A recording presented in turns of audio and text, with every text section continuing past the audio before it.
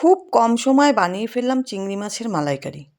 প্রথমে আমি একটু নুন, একটু হলুদ, একটু লঙ্কার গুঁড়ো দিয়ে ম্যারিনেট করে নেব।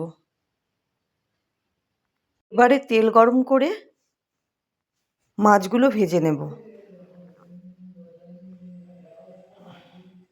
খুব বেশি সময় ধরে মাছগুলো কিন্তু ভাজবো না, হালকা ভেজে তুলে নেব।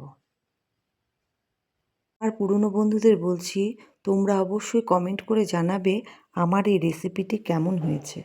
আজকে যারা প্রথম আমার এই রেসিপিটি দেখলে তাদের বলছি, তোমাদের যদি আমার এই রেসিপি ভালো লেগে থাকে তাহলে লাইক, সাবস্ক্রাইব করতে ভুলো না। এবারে একটা পেস্ট বানিয়ে নেব। নিয়ে নেব 1 চামচ কালো সর্ষে, হাফ চামচ মৌরি, 7-8টা কাজু, 2 চামচ টক দই, 1 চামচ পোস্ত। এবারে একটু জল দিয়ে পেস্ট বানিয়ে নেব। এবারে তেলের মধ্যে দিয়ে দেব কয়েকটা গোটা গরম মশলা আর দিয়ে দেব পেঁয়াজ বাটা। ভালো করে ভেজে নেব।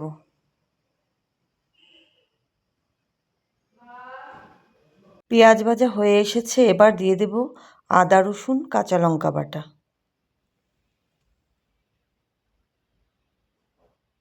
রঙের জন্য দিয়ে দেব সামান্য একটু হলুদ আর কাশ্মীরি লঙ্কার গুঁড়ো।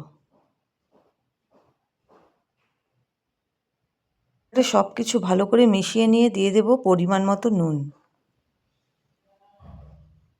আর দিয়ে দেব আগে থেকে তৈরি করে রাখা সর্ষের পেস্ট। এবারে খুব ভালো করে মিশিয়ে নেব।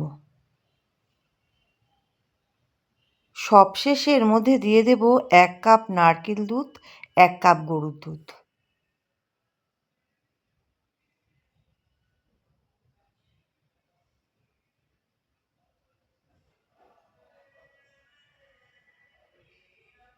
এবারে মাছগুলো দিয়ে ভালো করে ফুটিয়ে নেব।